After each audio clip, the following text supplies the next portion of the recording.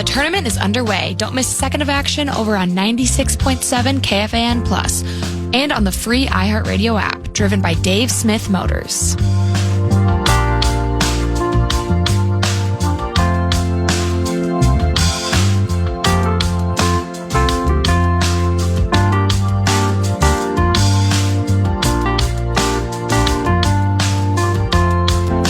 Top 5 at 5 today.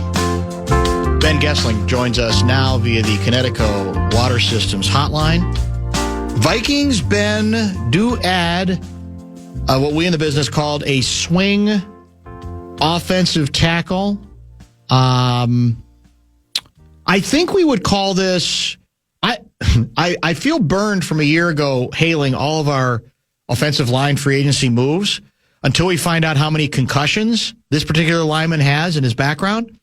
But on paper, this looks like a move that, given the injuries at the tackle position, is needed for the Purple. Explain to the listeners who we got and how we got them.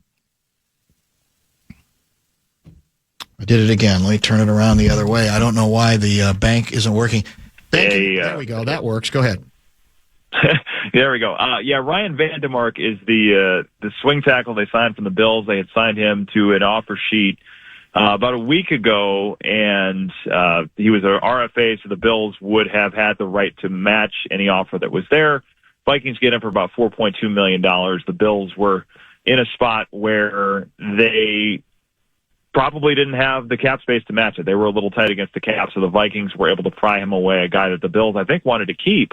And this has been a spot they have prioritized even in years where their tackles have been healthy, because you're probably going to have something through the course of the season where at least one of the two is going to go through some injury stuff or, possibly miss a few games, even if it's not something more catastrophic like what we've seen the last few years.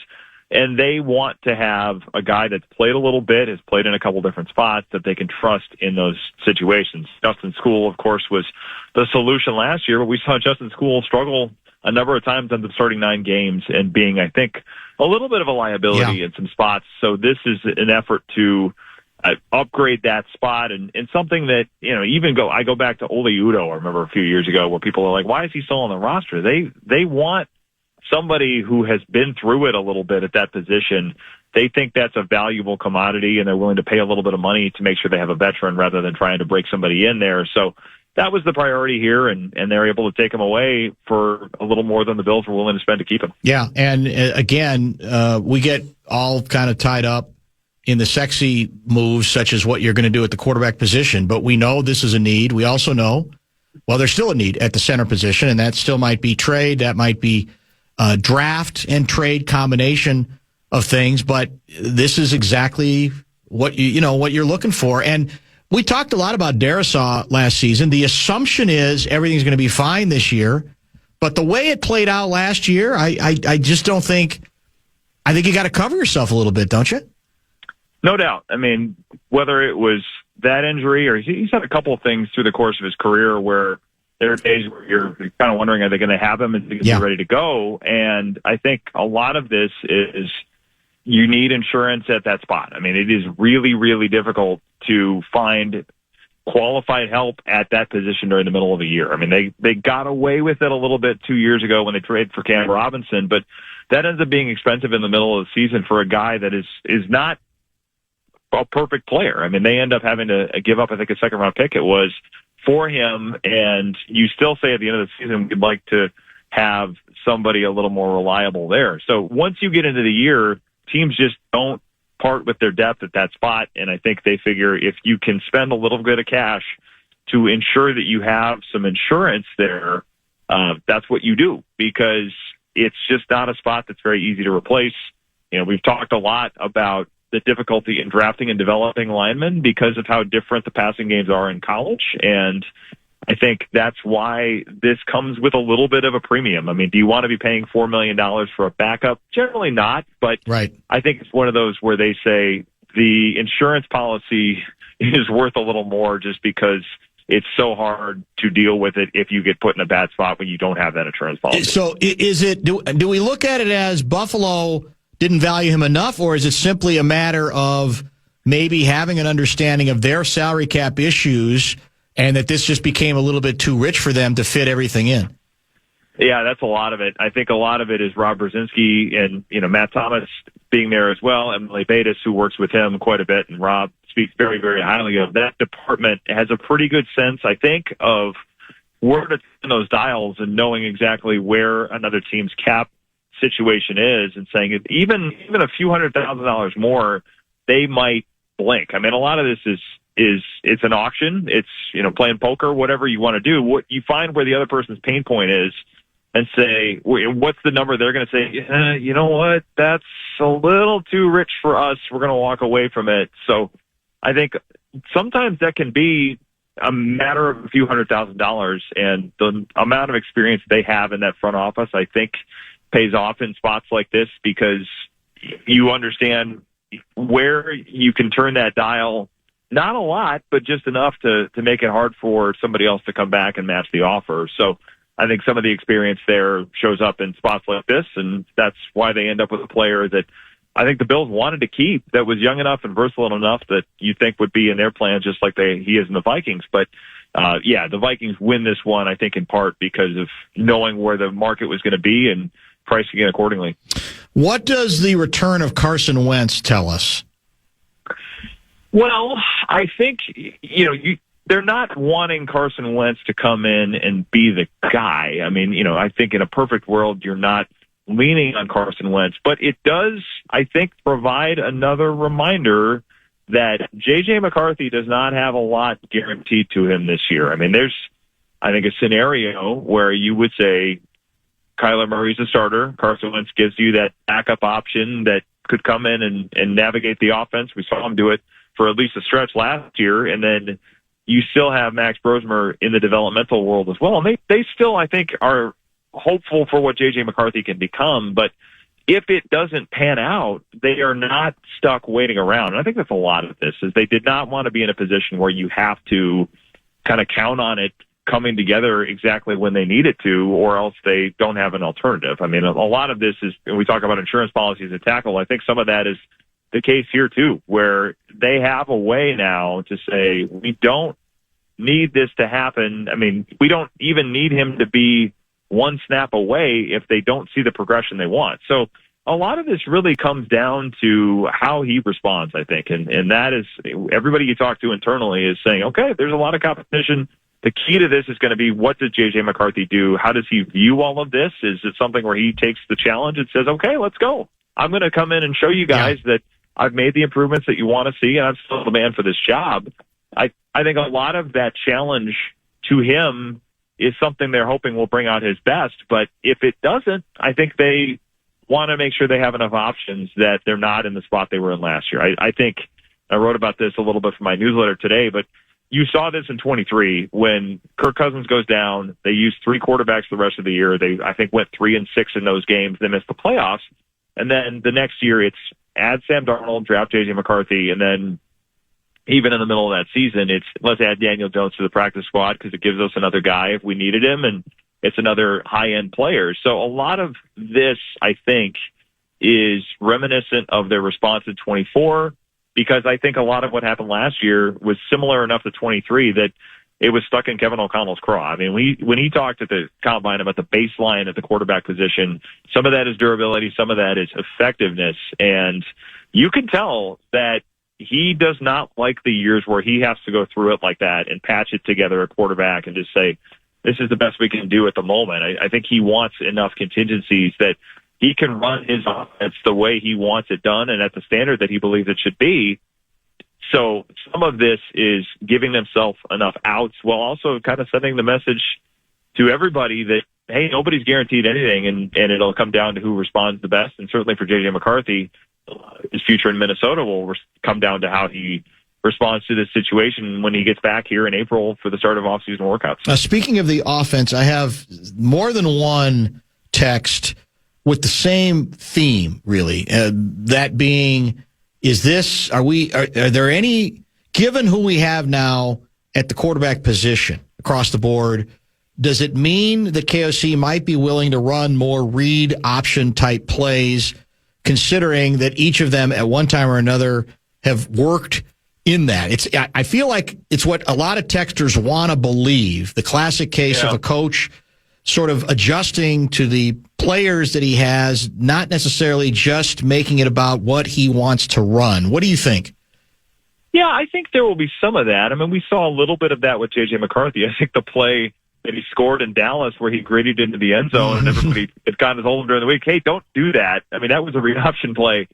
So there will be some of that. I don't know that we're going to see it all the time, but, maybe Kyler Murray, they put more of that in there because it has been something he's done fairly well over the course of his career. I mean, I think a lot of it, they want to limit how many times a quarterback's getting hit. I think there's components of the read option where they'll say, let's not turn you into a ball carrier that much to conserve it. But I also think if you're as savvy with it as Kyler Murray, I think, has been, and you're as fast as he is, a lot of it becomes, let me pull it, let me get the yards I can, and let me get out of bounds before I get hit. So I think we'll see some of that. I don't know that it's going to become like the bread and butter of the offense, but it does give you another way to, keep defenses guessing. And if there's aggressiveness from some of the tackles where they're crashing run plays, that you pull the ball and go where that backside end vacated things, and that's how you make rotation work. So I think it does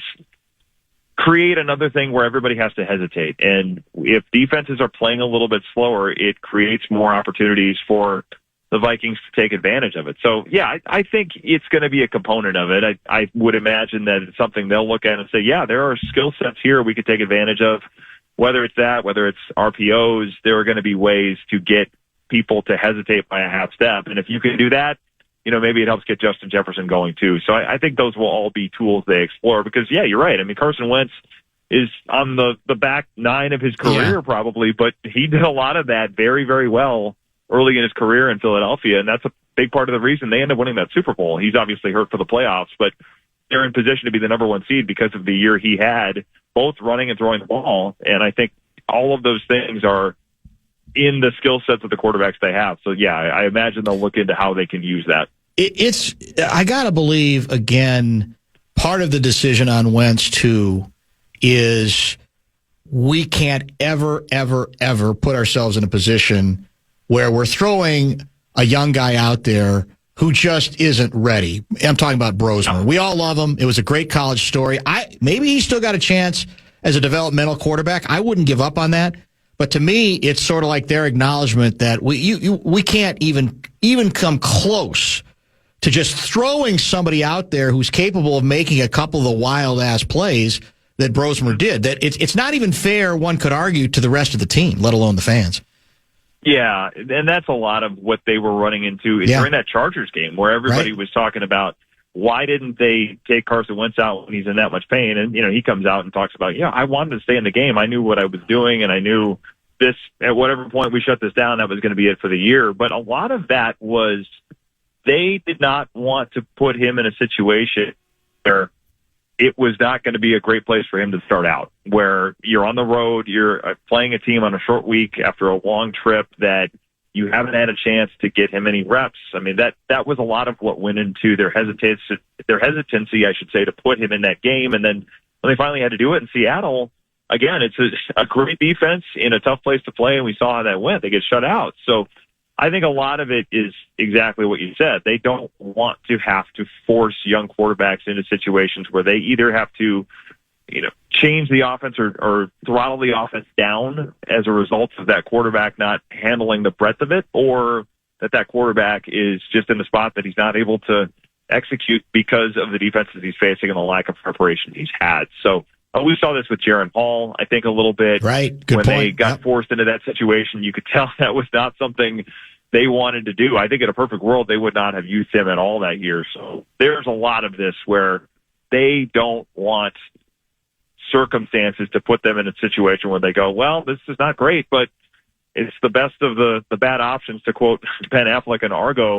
So they don't want to be in that spot. I think as many times as they can find alternatives to that, they're going to try to do it. We have not heard much lately about Grenard. Does that indicate there's any chance that he could end up staying here? I mean, is there still a feeling that there might be a contract solution? Or do you feel like that ship has kind of sailed and it's just a matter of how and where he ends up, that he's going to land, it's going to be a trade, he's going to be attractive because he's viable, but that it's highly unlikely that he remains a Viking this upcoming season?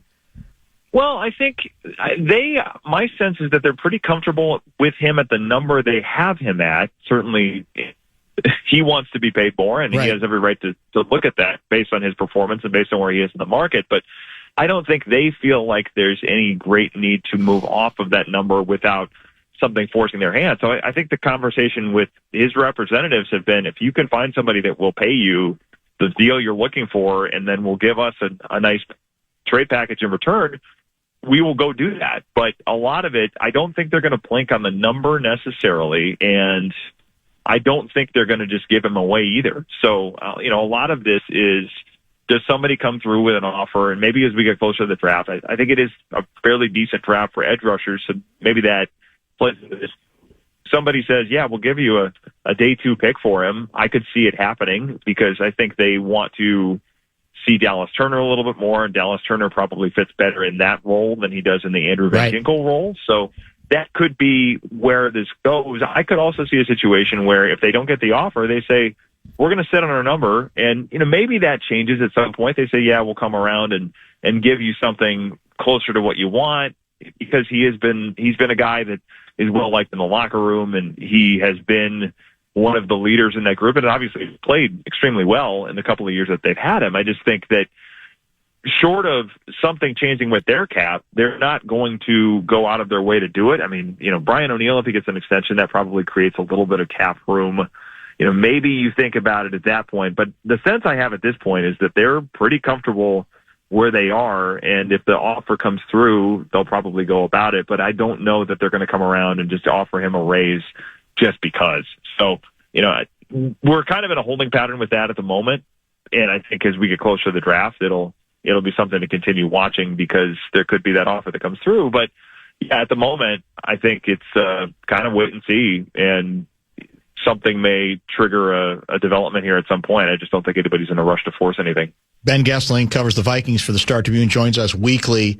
I don't think there's been much steam about this, but then again, it strikes me that there probably wouldn't be until there was a sea change. And what I'm referring to is whether you think deep down there's any possibility that the Vikings might trade McCarthy before the draft or during the draft. If somebody comes calling, is there any sense that they, not necessarily that they want to deal him, but that actually they might be willing to deal him? Any thought on that at all?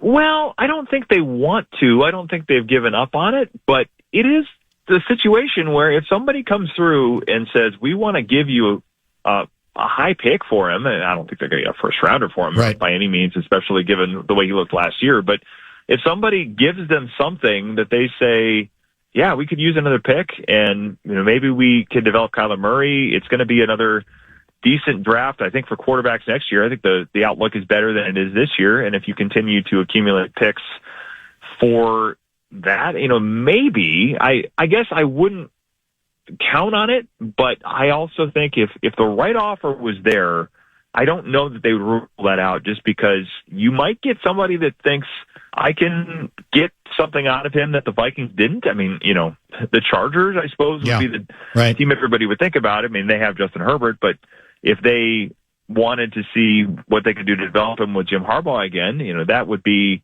probably a team that would be a decent fit there. I wouldn't rule it out. I would be surprised, but I think if the right offer came along, I don't know that they'd say no, just philosophically saying we have to develop this guy because we drafted him. I really don't think they're going to be so beholden to that on a philosophical level that they would stick on him for that reason. I mean, we've seen this team, we've seen Kevin O'Connell at times where, okay, this didn't work out, let's move on from something relatively quickly. I mean, I go back to Ed Donatel that first year where they decided, okay, this wasn't what we wanted. Even though we won 13 games, we're switching defensive coordinators. This has been a team that if they decide this isn't where we want to be, they don't seem to linger for the sake of saving face. So if a great offer came along, I wouldn't be in a position to rule that out at this point. Is McCarthy, do we know what his offseason has included, will include? Is he going to remedial football school to work on the fundamentals? Do those schools exist? What do we know about what their plan is? Because I do think, they probably still don't want to give up on him, but it's very clear they also, I think, now understand that there's some remedial stuff that he does have to master to give himself the best chance to do it. So what do we know of the offseason J.J. McCarthy rehab plan? Well, I think, they met with most players at the end of the season, and a lot of that was, here's what we want you to work on. And I'm sure that meeting with him was a lot of things they covered, a lot of the mechanics stuff that they talked about and then didn't really make enough progress on. So I think that became a let's work on this in the off season kind of thing. He is going back out. He has been back out in the quarterback kind of training group that he was with before the draft out in Southern California, working with Tom House, the old Nolan Ryan pitching coach. They worked with Tom Brady for years. I think John Beck, the old BYU quarterback, is in that group as well. So he's been working out with those folks this offseason, and I think a lot of the work is probably some of the things the Vikings put on that menu. So it will be interesting to see what he looks like when he comes back here in a few weeks.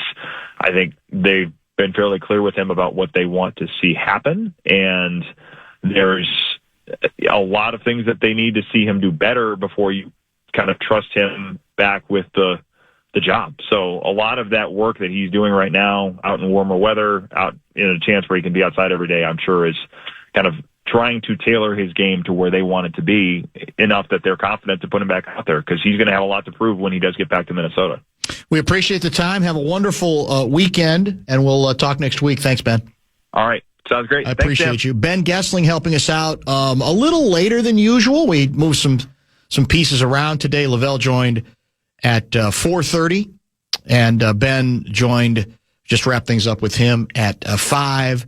Go for women's basketball. They have wrapped up quarter number 1. It's been a bit of a struggle for the homestanding Gophers in that game.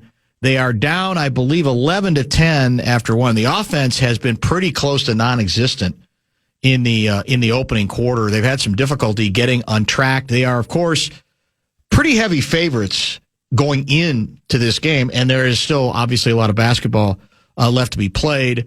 I mentioned earlier, obviously, we always prefer that you stay with us, but you do have an option. Guardsy with the play-by-play call on the Plus, and that, again, is easily attainable via the free iHeartRadio app.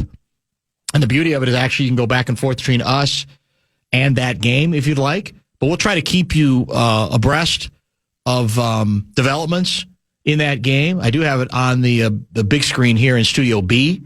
And so we'll probably be able to, spend some time on it and see if indeed in the second period, if the Gopher women can kind of establish themselves, because they didn't really do much establishing in the opening stanza.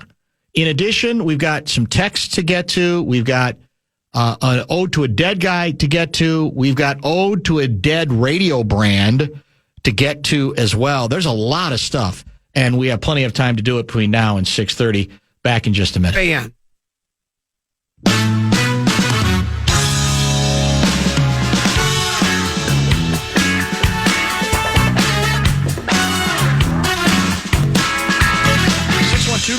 Notes that JG on the Gopher broadcast just referred to today as a beautiful Sunday afternoon. Is he feeling okay? That's probably just him looking ahead, assuming that the Gophers will be playing again on Sunday. Struggling start early, 7:07 to go in the second quarter.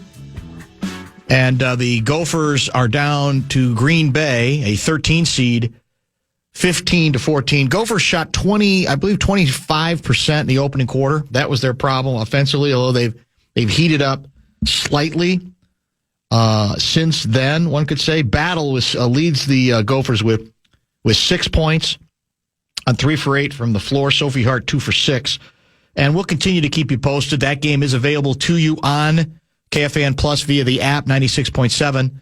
on the FM dial, so we're trying to be fair to everybody. It's an option for you. We'd love to have you stay here, and we'll keep you abreast of all of the action as well. Via the text line, I got this story.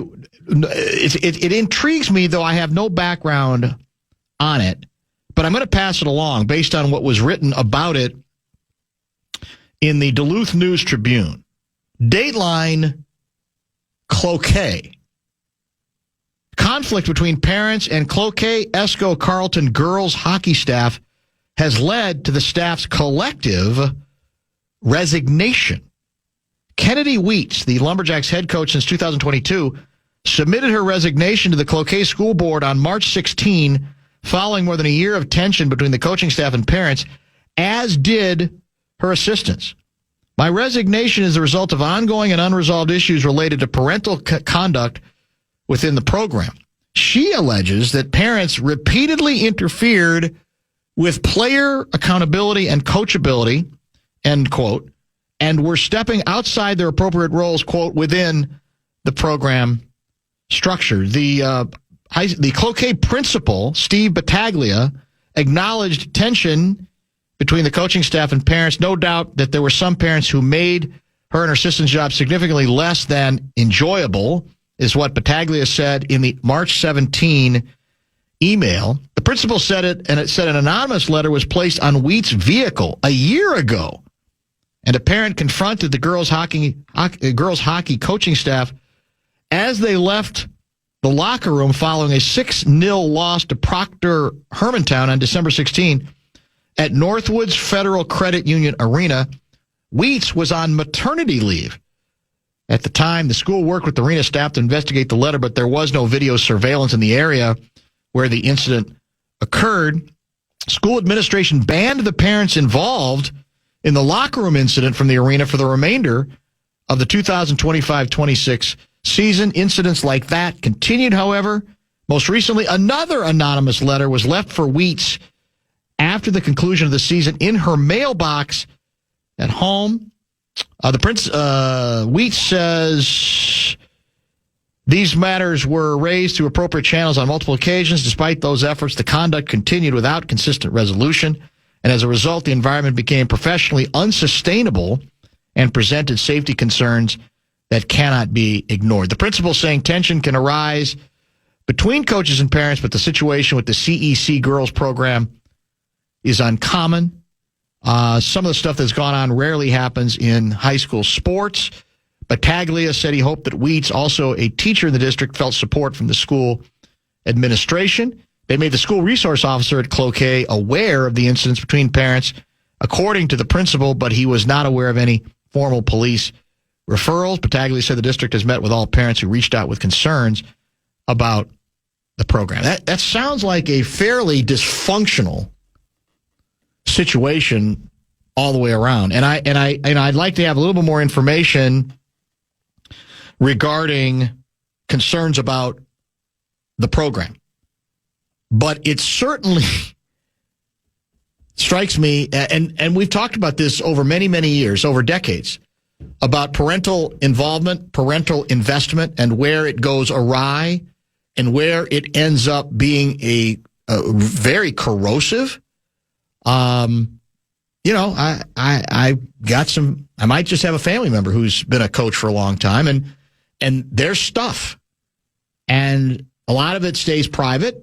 A lot of it, you could say, that comes with the territory. If you're going to do that job, you have to know that's part of what you have to deal with. It's not that unusual, but it's, I guess, how over the line it goes, how out of control it gets. And I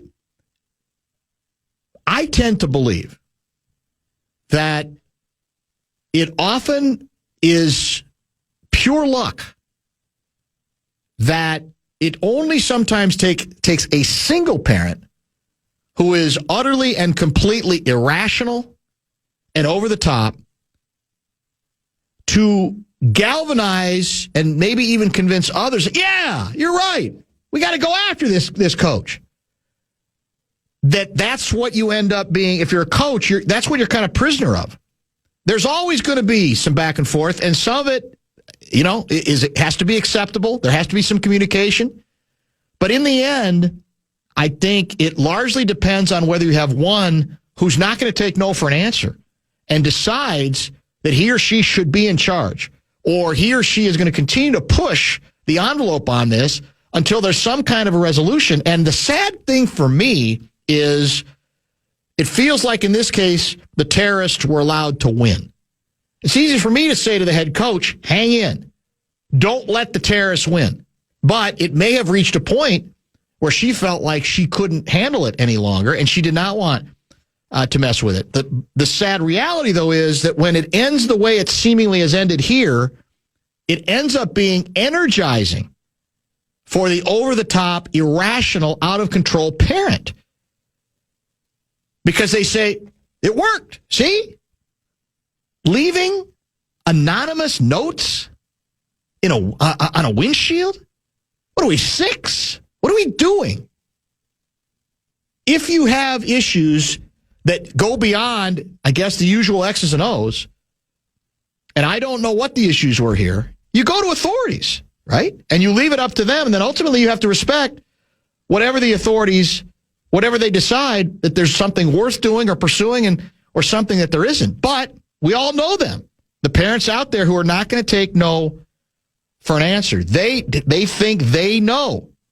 And they feel like they should have the power to actually have somebody, in this case, it ends up being removed. So that's the sad part about this, is that whoever was aggressive, they feel like they won. They were allowed to win. And I don't know how hard the principal here tried to convince the head coach to stay. Again, eventually, it's got to be, I don't want to be in the middle of this environment. But what I tend to believe is that in many stories like this that we've covered over the years, that a lot of it has to do with whatever the climate is that has been set up by the administration of a given school, of what is tolerated and what is not tolerated. And I'm not blaming the school necessarily in this case, because I don't know the details. But I do know there's parents everywhere capable of pushing the envelope. My experience has been how far it goes and how long it goes on often depends on what message has been conveyed, what tone has been set by the principal, athletics director, and the coach about what we're going to talk about and what we're not going to talk about, and that if there's certain lines we're not going to go down. And if that's not acceptable to you, then maybe you need to take your kid elsewhere, to go to some other school. That the envelope tends to get pushed more at places where there's this fear in an administrative sense about setting parameters about what we will accept and what we will not accept. Bradshaw and Bryant, KFAN text line is open at 64686. A couple people are saying that the principal's name, the G is silent, so it's actually should be Battaglia rather than Battaglia. So I apologize for that mistake if indeed that's true. And I'm not here to cast aspersions on the principal, the AD, the coach, anybody. But I do think in many of these cases, what I've tended to learn is this goes back also to issues of discipline within schools. Quite frankly, that might not have anything to do with the athletics department or a given team. Is what's been set in motion? What's the climate that has been set in terms of what will be? Because there's always got to be room for communication and discourse. But guess what? At some point, it may have to end. Say, this is what we do. This is how we do it. And you have every right to then decide this isn't for you, but we're not going to continue to have this discussion any longer. We've made our case. We've listened to your case. End of story. Now, basically, it's time for you to back off and respect exactly what we're doing. Some schools are better at setting up those boundaries than others. And the best chance you have to deal with delusional parents is setting up those boundaries. Sometimes it may not matter, but I think that's a very big part of it. Let's get caught up. We'll give you a Golden Gopher women's basketball update. NCAA first-round game at the Barn, not too far from our current location. We'll get to some men's big dance games as well, and perhaps even get to some texts on this controversy when we return.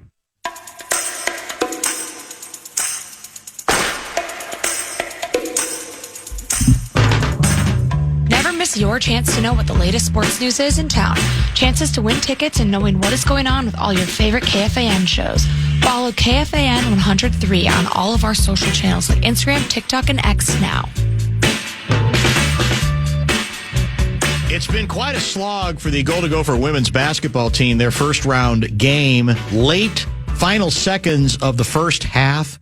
Looks like Green Bay is going to try to hold or can hold for the final shot. Green Bay is up 27-26 and is led for a decent portion of the first half of the game. And the biggest issue, I think, looks like I thought it was a foul call, but I think it's just out of bounds. The biggest issue for the Gopher women, offensively, they have struggled, including 1 for 9 from the 3-point line. Green Bay is 3 for 6 from there. Overall shooting, Gophers are at 33%, and Green Bay is at 44%. So it's kind of been the offensive side of it is a big issue. The Gophers have, in large measure, stayed close and even occasionally had the lead because of their offensive rebounding. They got 10 offensive boards compared to 6 for Green Bay.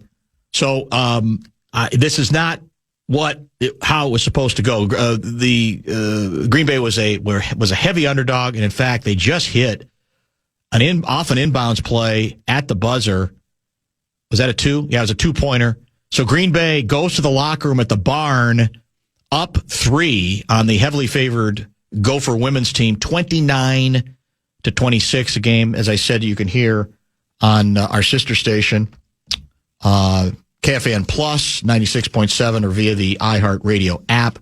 We don't have a sounder for Ode to a Dead radio brand, but I do want to offer up that ode in the wake of the news that CBS News is ending its radio service as part of what the Wall Street Journal describes as broader layoffs, while editor-in-chief Barry Weiss looks to reshape the storied network. All positions on the CBS News radio team are being eliminated, and the service apparently will end on May 22. That's according to an email that Weiss and the CBS News president sent to staff earlier today. Here's the quote in the email: "A shift in radio station programming strategies coupled with challenging economic realities has made it impossible to continue the service.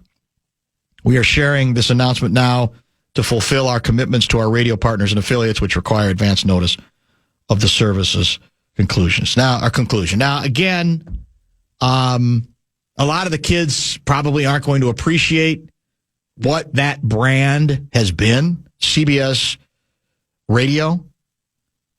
But if you go back far enough, and I wasn't around for this, but I was certainly aware of it, read plenty about it, was always fascinated by the CBS radio tradition, particularly as it pertained to the radio coverage of World War II largely from London by the legendary newscaster Edward R. Murrow. It was momentous at the time. It was unprecedented at the time, and it brought the war home to the United States of America in a way that made it seem much more real than it otherwise would have been.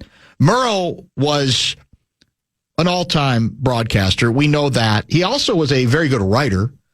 But the picture that he painted through his "This is London" reports out of London during the war, sometimes during bombing, was chilling. How effective it was, his grasp of detail, reporting very much at its best. And look, we can wax nostalgic, and I think we should on a day like this, because I think it's important to salute that rich tradition that was largely established then. And by the way, also included names like Walter Cronkite, who the youngsters won't know, but the old-timers will, and Eric Severide, who reported on the fall of Paris in 1940 live to Americans. That began on the radio before, obviously, Cronkite and Severide became huge on TV. And, of course, Murrow ended up on TV as well. Severide listed as the last American journalist in Paris before it fell to the Nazis. The truth is, the business is changing. It has changed. So I'm not here to say that the network should have been saved or that it's economically feasible in a way that it once was. There's a part of me that worries that I've always had the sense that once upon a time, the networks seem to understand that even if the news divisions, relatively speaking, did not make the money that the regular, primetime programming did, there was an understanding that that's part of what we accept because what we do on the news side is so important. I think there's less value associated with that, which is very much unfortunate. But the bottom line is the CBS News radio of CBS News had a terrific tradition. And again, going all the way back to World War II, a huge place in bringing the war home in a way that maybe there are certainly great newspaper writers, correspondents who are working in Europe, working in the Pacific Theater back then as well. But for those who didn't have access to some of those outlets because it wasn't an internet world there, you couldn't get to everything the same way. Radio was instant. Every town, tended, especially metro areas, to have a CBS News radio affiliate. And so it was networks like a CBS Radio that brought the whole thing home in a way that I don't think at this point probably will ever be duplicated. So where does this go? I don't know, but we're getting further confirmation that we live in a very, very different world in which different things are valued. And again, there are different financial realities that might enter into this as well.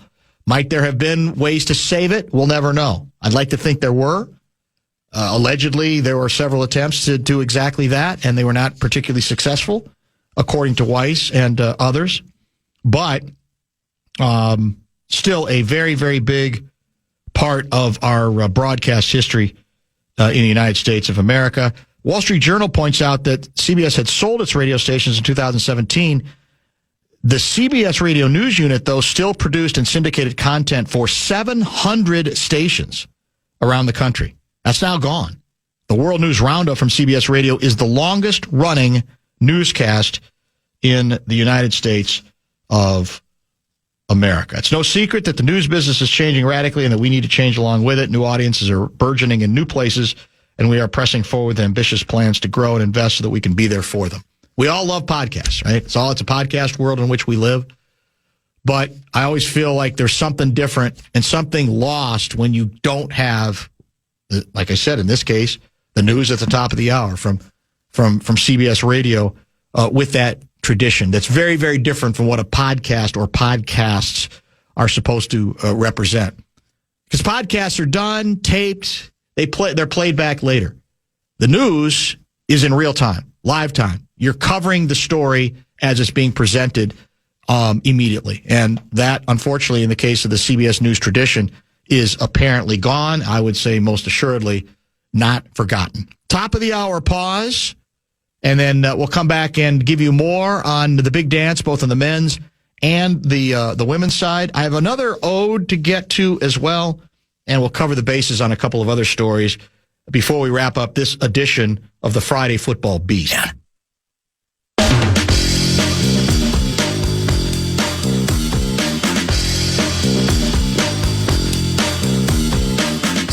Chance at top-tier tickets from Wild Hockey to some huge concerts like Santana, the Doobie Brothers, Chris Stapleton, and more.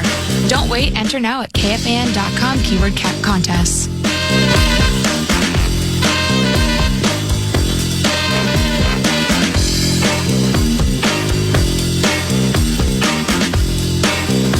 Dan Minnesota writes, I wasn't listening to every minute today, but when I tuned in, you were already talking Gophers with JG. You didn't say loser-proof, did you? I did not use that term. That's tended to be the kiss of death. I did not. I promise you, use that particular term, which local fans hate when I do because they assume it means that something bad is indeed about to happen.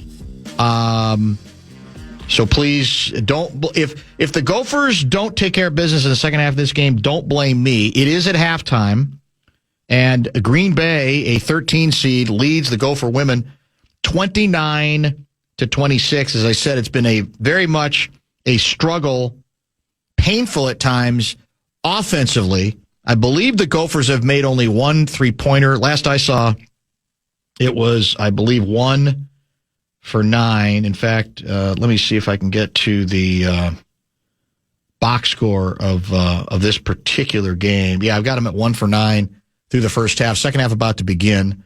I do have some text coming in on a number of controversial subjects, including the news about the that women's hockey coach, I guess high school would be girls hockey coach, Cloquet, who resigned in frustration. Where was it? Oh, should be noted that the hockey program is a co-op between multiple schools, complicates matters as parents might not even be associated with the school the coach works for other than the hockey pairing. Wish parents would just let their kids be coached. That's from a fellow high school coach in Minnesota. Crazed parents pushing past established boundaries with legal threats, and that is when weak local boards of education fold and don't support schools and coaches. That gets often to the crux of it. I don't know if it applies in this case, but it's absolutely a bit of a problem and a source of great frustration. A couple people wanted to know if we had attempted to reach out to the coach or to the principal. We have not, because we're on short notice on a Friday. But it's something. As I learn more about it over the weekend, it's something that we might attempt to do into next week. Somebody else wanted to know why parents had not been interviewed for the story. Perhaps they have. Are parents willing, under these kinds of, under this kind of pressure, to come forward with whatever their complaints may be? We'll have to see. If you ever stayed at a hotel in a city with a hockey tournament going on, you'd know hockey parents are a bunch of crazy drunks. Man, that's aggressive. I don't know that I want to go along with that kind of stereotyping, but we do know there are lots of parents, whether they are sober or not, who get delusional. And I'll say again, I think sometimes they go as far as they are allowed to go. And that gets back to certain boundaries have to be set up by the school administration. All that for $250 an hour at some point, it just isn't worth it. Dan, I would hope the administration would have the backbone to disband the program if it feels the coach was in the right. Well, that's what is not totally established by the story that we just read from. Let's get to one or two more quickies. Biggest. This is from other 219 guy. Dan, I'm from Cloquet, or other 218 guy, I should say. Hockey parents have always been a huge problem in our town. I don't know if that's true, but again, these things do tend to repeat themselves if the culture exists. And as I said before, sadly, it sometimes only takes one delusional parent to galvanize others who aren't on their own willing to go as far as send these anonymous stupid notes to put on a windshield on a windshield. But if you got one that is, then you get braver. And it's the kind of bravery that ends up, I think, being dysfunctional in many, many schools. And that's, of course, one of the issues that we've talked about a lot over the years. Some of this stuff, and each case needs to be examined individually. Not all cases are equal. Not all cases are about, delusional parents, but it seems like a lot of them most assuredly are. And now it's time for Ode to a Dead Guy.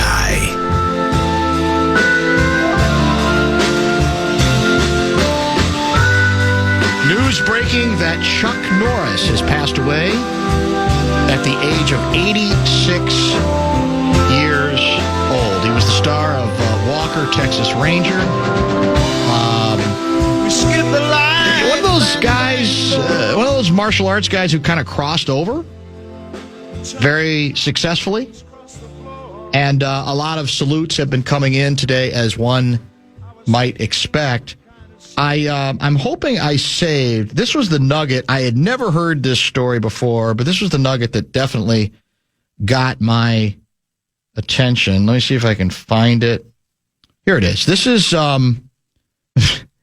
this was presented by somebody named Sam Rosenfeld, associate professor of political science at Colgate University. I don't know him, but I just like what he found. He found a Chuck Norris story in Jessica Simpson's memoir. Let me read you a couple of the items here. This is, I guess, a conversation that Jessica was having with one of her agents. And he says, there's just one thing, Jessica, you need to work on your acting. We're going to send you to Chuck Norris. Yes, the Chuck Norris. Look, I was 12, so for years, Jessica writes, I told people I went to the Chuck Norris acting school. Honestly, it was probably just some school he was affiliated with since he shot Walker, Texas Ranger in the Dallas-Fort Worth area. My mom dropped me off at Chuck Norris, and it felt like I was the only kid in class. I think that's why I was given David Joyner as my scene partner. He was nearly 20 years older than me, but he had recently landed a gig playing Barney the Dinosaur on PBS. Chuck Norris was there, as intense and chest-puffed as you're picturing. I could not wait for my mom to come back for me. The first day, Chuck didn't say much to me, but the next time I went, he had some notes. He stopped me in the middle of my one-on-one with him. You have too much expression, he said, as he trained his eyes on me in a squint. Do you know who the most powerful actor in the world is? I wasn't sure if I was supposed to say Chuck Norris. Denzel Washington, he said. Oh, I said. Every person in the room nodded in agreement, which is kind of what people did whenever Chuck spoke. Do you know why? Chuck asked. This time he didn't wait for me to answer. He just turned and grabbed a green roll of Scotch tape. Denzel can say anything without moving his eyebrows, he said. So, Jessica, I'd like to try something. He pulled out a long strand of tape and stuck it across my eyebrows to tape them down right, or tape them down tight. Okay, let's do the scene again, he said. Now, anybody who's seen me sing or even tell a joke knows I have the facial expressions of Jim Carrey. That tape was working overtime. I can't remember what the scene was, but everyone acted like this was very normal. The Chuck Norris acting method. From then on, I had to do all my scenes with my eyebrows taped down. I already hated going, but now I really did. It wasn't torture, it was just embarrassing. I don't want to go there, I said in the parking lot on the third visit, sinking down so nobody would see me crying in the front seat of our minivan. You have to, my mom said. If you want to do this thing, you have to go in there and do these classes. She had to drag me out of that minivan in tears, but that third time was the last time. I don't want to make a big deal about it, and I wish Chuck Norris and Barney the best, but I will say the experience ruined every single Denzel movie I've ever seen since. I just watch his eyebrows the whole time, waiting for them to move. What I love about the anecdote is you think of him, you don't really think of him, I don't think, most people as a great thespian or a great actor. It was as a great action guy who was able to make this transition and kind of play himself, and yet it's a pretty good backstory there as well. Let's come back and wrap up the program. We'll give you one more update on the Golden Gopher women's basketball team continuing to struggle against heavy underdog Green Bay at the Barn. Back with that as we wrap things.